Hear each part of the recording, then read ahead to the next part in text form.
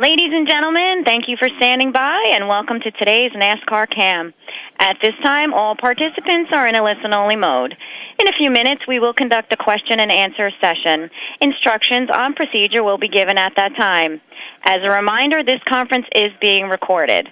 I would now like to turn the conference over to our host, NASCAR's Amanda Ellis. Good afternoon, everyone, and welcome to today's NASCAR Cam. We are joined by Matt Kenseth, driver of the number 20 Home Depot Husky Toyota for Joe Gibbs Racing in the NASCAR Sprint Cup Series. Kenseth won the chase for the NASCAR Sprint Cup race number 1 at Chicagoland Speedway this past weekend. He leads the points with 6 wins, 14 top 10 finishes, and he looks for his first Premier Series win at New Hampshire Motor Speedway this weekend, side of Sunday's Sylvania 300. Matt, you have a career-high 6 wins this season.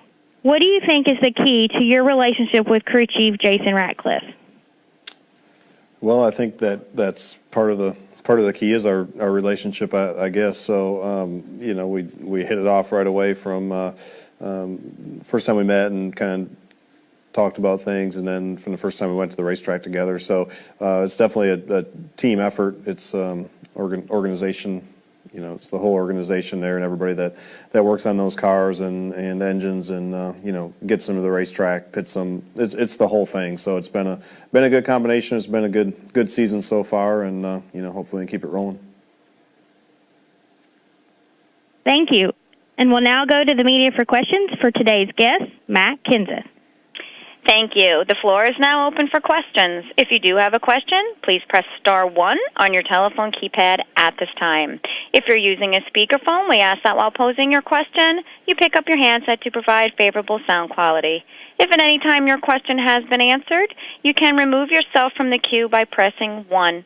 Again, ladies and gentlemen, if you do have a question or comment, please press star 1 on your telephone keypad at this time. Man, and our first question rules. comes from Jenna Fryer from Associated Press. Please state your question.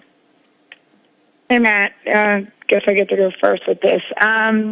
You did not have a problem with your engine at Atlanta or wherever we just were, Chicago, but there were problems with Toyota engines at Atlanta, and there were 2 at Chicago. Is that at all troubling to you?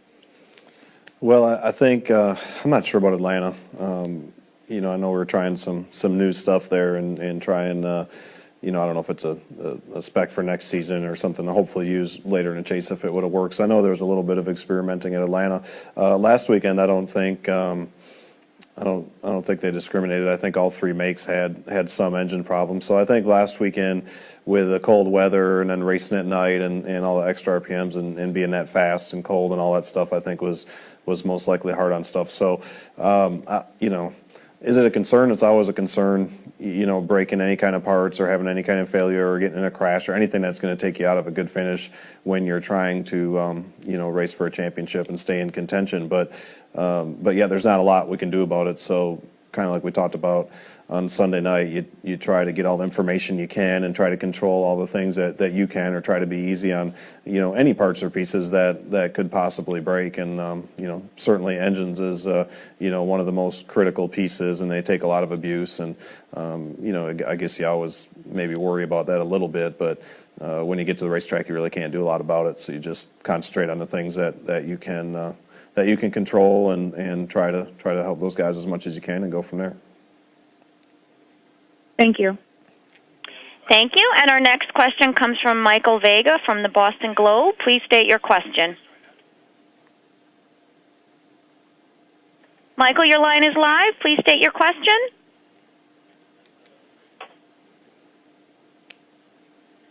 Michael, please hit star 1 again on your telephone keypad if you do have a question. Come on, Michael.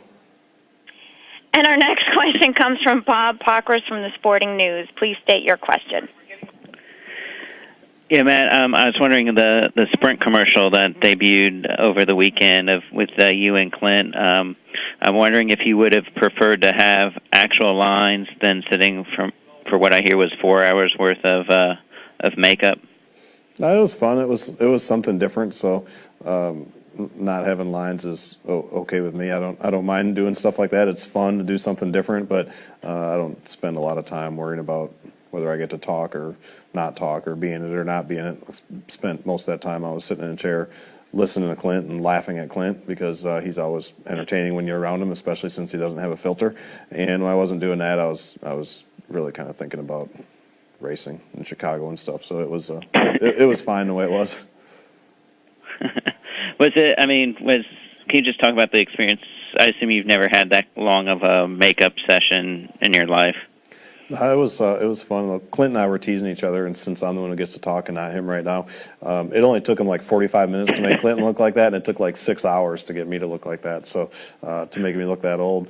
But seriously, it was fun. The people who did it are actually the same people that did what's his name, that Johnny Knoxville or whoever it is for that Bad Grandpa's movie. They did all his stuff to make him look like the grandpa in that movie and all that. So he talked a little bit about that and some of his experiences and getting people ready for movies and things like that. So it was an interesting fun experience.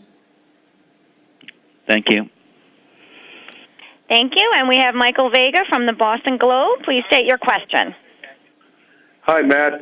Thanks for bearing with me here. Did you remember to push star one? About coming off the chase here, the first race of the chase as a top seed. What pressures did you carry into that race? Having to maintain that standing, and then now coming out of Chicago into New Hampshire, a place where historically you haven't had so much success. I mean, is it a concern that this is one of those tracks that you're going to have to just survive it? Nah, I don't really look at it like just surviving any track. I think you take it 1 week at a time. Try to bring your A game every week. Bring your best equipment. Do everything you can to go out with the idea of trying to win. I mean, I think that's what everybody does, and obviously only one team gets to do that every week. But I think you plan on doing that. I'm not a big. Everybody has different strategies. I'm not a big believer in a mulligan or you just got to get through this week. I don't want to just get through any week. I want to be competitive, run up front, hopefully lead some laps and put yourself in position to win races. So I think that's what I know that's what our approach is and what our goal is, and just keep taking it 1 week at a time and see how it goes. Yeah. As a follow-up, Matt, if I may, we saw all that happened there the first week, with the NASCAR's rulings and, the manipulation of the outcome of the race by some teams and the impact that had on the sport, people calling into question the integrity of the outcome of some races.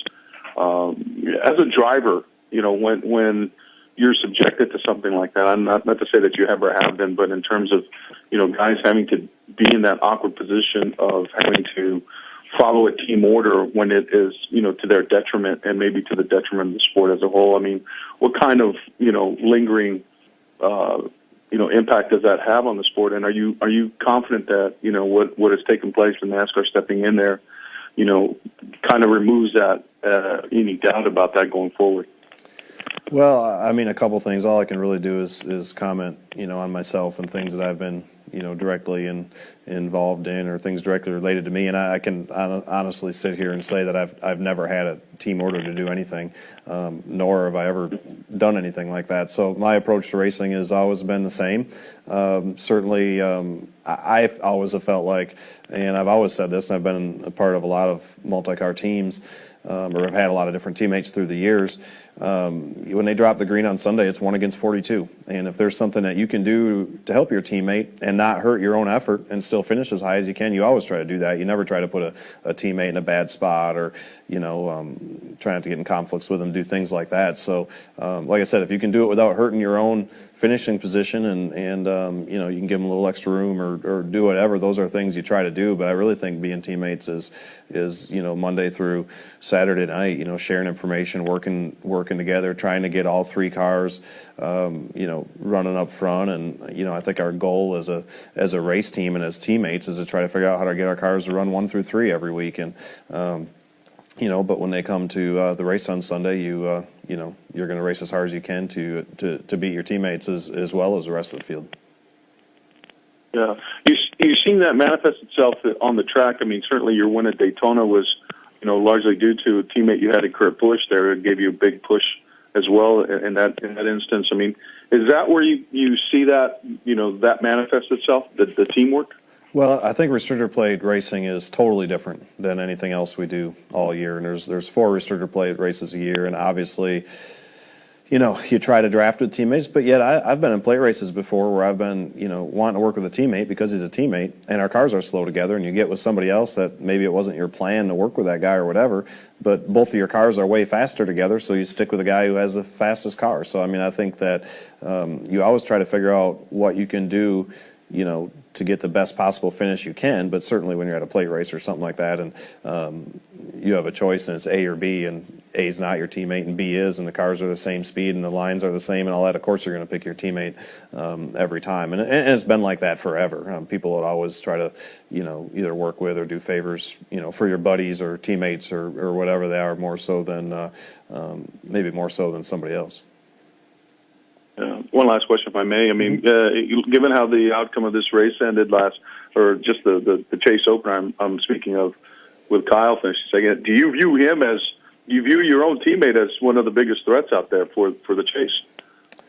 I really honestly think that the other 11 or 12 guys now, I guess, all still have a shot. I mean, it's only one race in. 9 races is just a ton of racing, and I don't, I know everybody's going to talk about it for the next 9 weeks, and certainly I think when you get a few weeks down the road, things will change. I think there's usually some cars that'll basically be eliminated unless something really, really strange happens. They'll kind of get behind. At least that's what happens every year, or has happened every year so far. But I think it's too early to really pick favorites. I think there's a ton of competition. When you look at the finishing position last Sunday, 10 of the top 12 were all drivers in the Chase, and you're going to have to run really good every week to be able to beat that, because those are, they're in the Chase for a reason, because they've been the best running cars all year, and they're probably going to be the best running cars, down the final 10, and you're going to have to try to figure out, how to beat all of them, and they're all going to be really tough.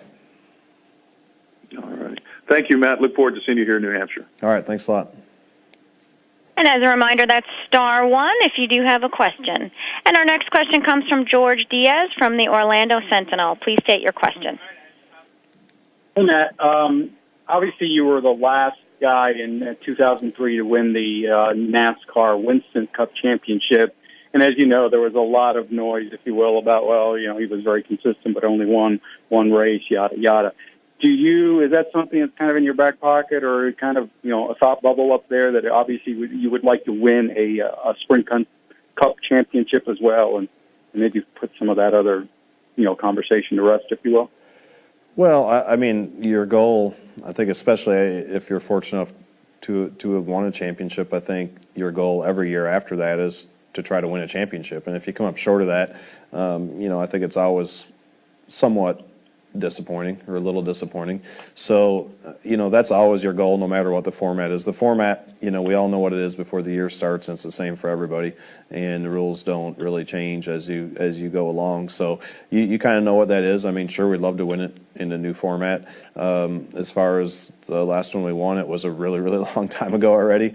Time goes by really quick. There's certainly no apologies for the way we won that championship. We had an unbelievable season that year. We didn't have the fastest cars and led the most laps and won the most races or anything like that, but we were, consistently in the top 5 and had really, really good finishes, really good teamwork, that whole entire year. And the other thing is I've never been in a race before that I haven't wanted to win. So I mean, if we could have won more races that year and would have been a little quicker, and had some circumstances go our way, we would have loved that to happen. It's not like we weren't trying to win more races. So it was just we had an incredible year that year, like I said, and didn't have the wins, but we had a lot of really good finishes.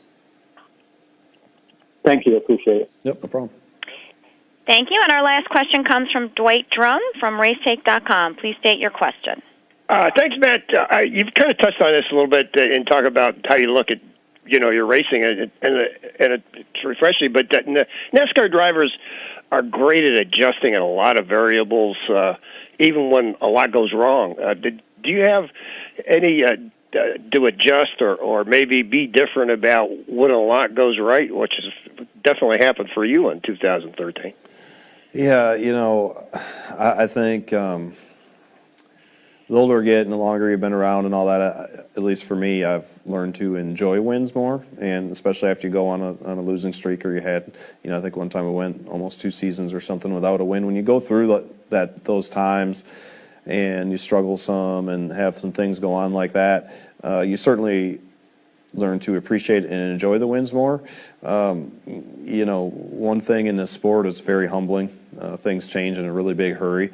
I always feel like everybody's personality is different. I feel like for me, it's important to stay somewhere in the middle. Never get too low when things are going bad, and never get too high when things are going great. And both of those two things on either side of that is kind of hard. You don't want to dwell on what's going bad, but it's hard not to when you go through a big disappointment, and you don't want to get, so, not excited about the win, because you want to be excited and you want to enjoy it and you want to be happy and enjoy your successes and all that, but you also have to